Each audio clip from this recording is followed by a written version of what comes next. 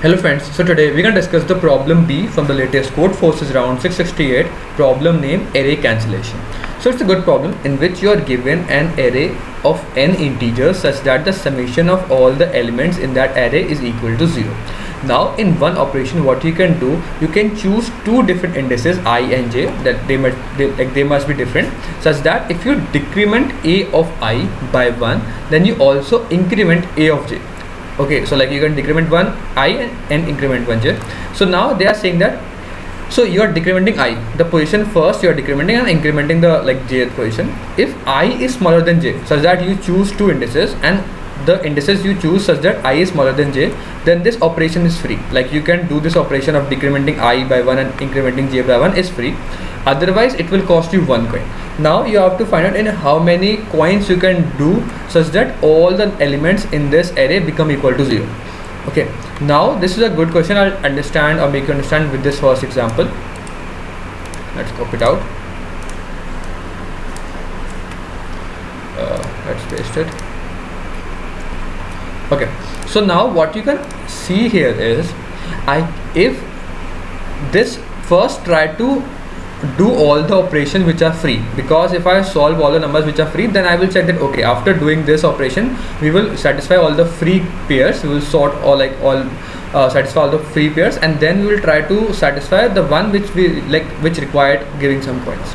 Okay, so this operation in which I is smaller than j, and as you can see, if I is smaller than j, we decrement I. Okay, so if you want to decrement I, we always take a number which is positive on the I side, because then only I can decrement it and it will come down to 0, and j I will increment it so that it will come to 0. So what it means that I can only take or choose a pair I j such that I is positive and j is negative. Okay, so now what you can do here is, if you find out, let's assume some pair which is 5, I can pair this number with some j, and if I pair this number with j, what can I do? I will decrement this and this.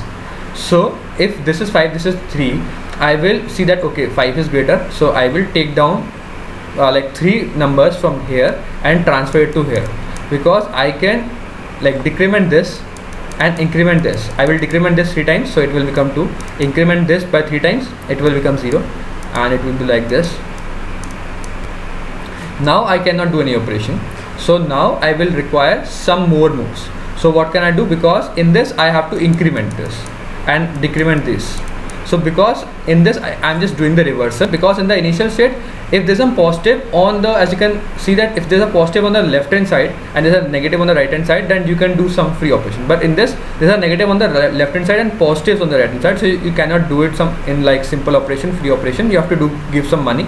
So now as you can see, now let's assume in this state everything left is negative and everything to the left of this right part is positive, so you have to give some coins.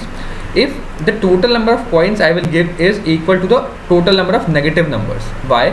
Because I have to make all these negative number equal to 0, so I have to do that much increment in these negative number such that it will come down to 0, and when I do this operation, I will pair it with any of these numbers such that first I will pair this with this, so I will take 2 moves and then it will become -1, so then I will pair it with this move and then it will become 0 and it will become 0. So as you can also observe that I just have to satisfy the negative ones. Positive one will always get satisfied because I'm satisfying the negative one and the total sum is 0. So that's the first part. You can understand this. So first what you can do here is, I can iterate over from left to right. If I iterate over from left to right, I will count out how many positives are there. If let's assume that there is some number which is equal to 5, okay, -5 and -2, -3, total sum is 0. I will iterate over from left to right and I will make a variable total which is equal to 0. Whenever I find a positive number, I will increment this in total which is equal to 5. Then I will increment some more positive number, I will make it 0. Now I will come to a negative number.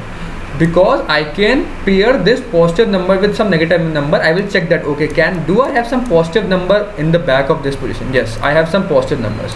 Whether this positive number is such that I can satisfy this number, or how much I can satisfy this number with some positive numbers. That's what we are doing. So I have 10 positive numbers. Okay, so reduce this 10 positive number by 5 and make this number equal to 0. Now I go to the next position. Okay, I'm saying that there are some negative number again. Can I satisfy this negative number with this positive number? Yes. So satisfy this positive number, make it equal to 0 and make it equal to 3. Then okay, I will satisfy this number also, make this equal to 0, make this equal to 0. And then because I have satisfied all the negative numbers, the positive numbers already get satisfied. So that's the first logic. Now even after satisfying, in this example, in the top example, what you can understand here is, let's delete this out to make it even more clear. In this section, if there are some negative numbers, what you can easily do here is move from left to right and show that okay, it is a negative number and my total is equal to 0. I cannot satisfy this negative number, so I will go to the next number which is positive. So increment my total to 5. Then I will check that okay, I have a negative number. Can I satisfy this number with some total which I have? Yes, I have some 5 total. So I will try to satisfy this negative number with this 5. So what will I do? I will take down some of the numbers with this negative number with this 5. So it will become equal to 0, and then my total will decrement down to 2. Then I have some positive numbers, so I will also increment this and I will come down. Now my array will become like this, -3.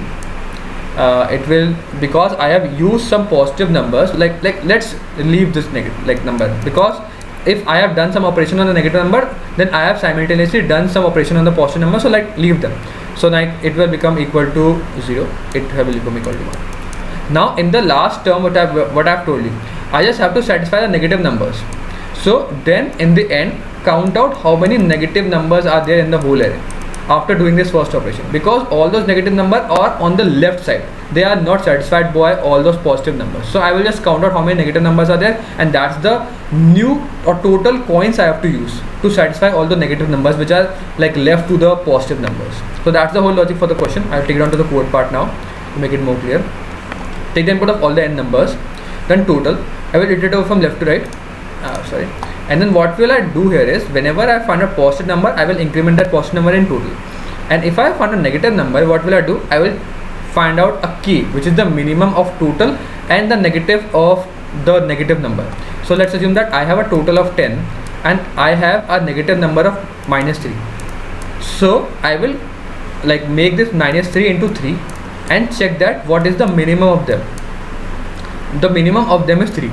So okay, I can use 3, but let's assume I have a total of 2 and this minus is equal to 3. Then I can only satisfy only a number by 2 to this negative number. I can only satisfy 2 because I have total of 2 on the back of this number. That's the whole logic part. So what you can do here is find the minimum of both of these numbers, which is a negative of ai and the total, and then try to satisfy this ai with this k, and also decrement your total by k because you have satisfied this negative number with this with this k. And then I have iterated over the whole array using this satisfying all the negative numbers, and then the remaining negative numbers cannot be satisfied, so I have to add all those negative numbers. So what will I do? I will again make the total equal 0, iterate over the whole array from left to right, and then whatever negative number I have encountered, just add them. Absolute, because I have to take all the absolute negative numbers, and that's the number of coin I will use, and that's the total answer. I hope you understand the logic as well as the code. Still having doubts, please mention now. Thank you for watching this video. I'll see you next one. Keep coding. Bye.